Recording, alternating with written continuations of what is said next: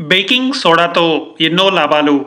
Baking సోడాను sodium bicarbonate లేదా sodium hydrogen carbonate అని అంటారు.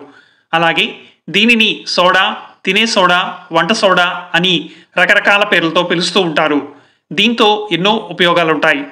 దోశలు, ఇడ్లీలు, రొట్టెలు వంటివి మెత్తగా రావాలంటే చిటికెడు బేకింగ్ సోడా వేస్తే చాలు. అలాగే అర గ్లాసు నీళ్లలో చెంచా వంట సోడా చేసి పుక్కలిస్తే నోటి దుర్వాసన దూరం అవుతుంది.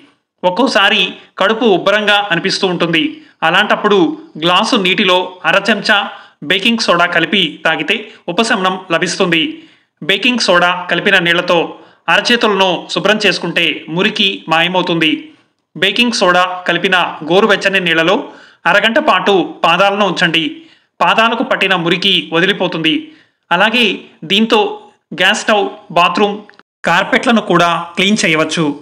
బేకింగ్ సోడాతో కాస్త వేడి నీరు, వెనిగర్ కలిపి పేస్టులా చేసి శుభ్రం చేయాలనుకున్న ప్రదేశంలో రాయాలి. పావు గంట తర్వాత అక్కడ బ్రష్తో రుద్దితే మురికిపోయి శుభ్రమవుతుంది.